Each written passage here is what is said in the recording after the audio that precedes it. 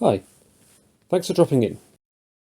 In this video, I have a standoff with my nemesis, the box.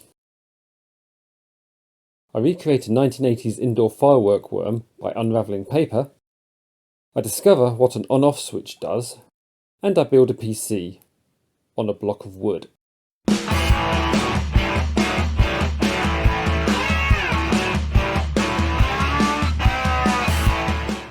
Sometimes when I'm having a look through eBay for computer parts, I have a look at job lots or bundles that may serve a double purpose. Those that include a particular part that I'm looking for and is maybe of use to me, and also other parts that may have been overlooked and have more value than maybe was originally recognised. This is one such bundle. Listed with the title, Collection of 4 Vintage Graphics / Sound Cards, the vague and unspecific title got my interest initially, as did the lack of bids at £10 UK plus £3.29 P&P initial asking bid. A closer look at the picture showed one item I've been on the lookout for.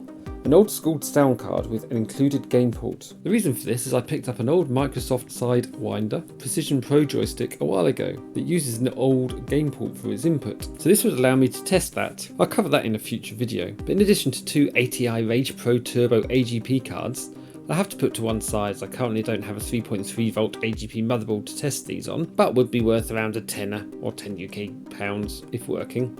I also saw a potential little gem. This is a Matrox Millennium PCI graphics card, which itself could be worth upwards of £20 UK if working. So put in the initial £10 UK plus £3.29 P&P bid and won. Now, a major downside of me buying items off eBay is that they usually come in a box, which I seem to have a major issue with dealing with. But a box is good, a box protects things. Once in, and after unrolling the snake of brown paper, we'll eventually get to the 4 included cards. The first one is one of the 2 ATI Rage Pro Turbo AGP cards. Looks like an OEM version, for a specific case, due to the short, stubby, high mounting faceplate.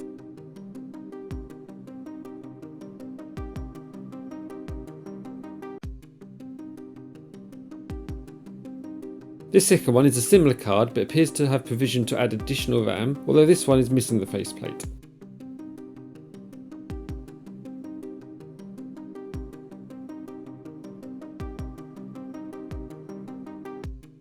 The third card is the main focus of this video, the Matrox Millennium. This is a compact branded PCI OEM card from the looks of it, with 2 outputs, a standard VGA and a DB26 socket.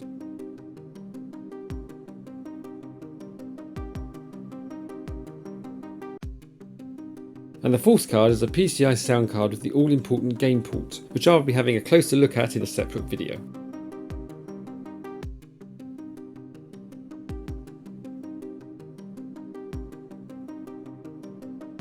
So first off, to build a test bench to test the PCI Matrox Millennium graphics card. As the PCI bus is now obsolete, everything being based on a PCI Express on new motherboards, and despite the similar sounding names, cards designed for the PCI slots are not compatible with PCI Express slots.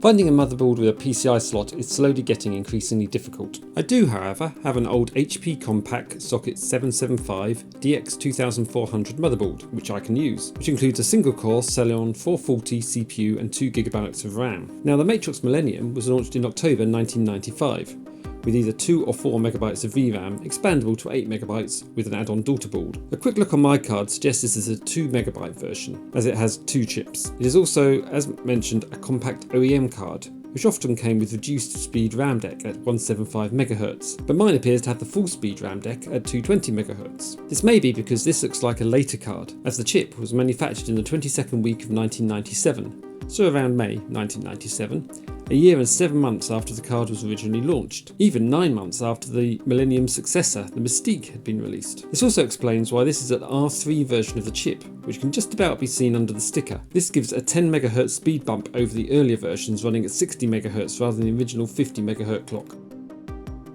So having set up the test bench, I went into BIOS, which on this motherboard handily has the option for making PCI the main graphics card output, so prioritising the Millennium over the onboard graphics.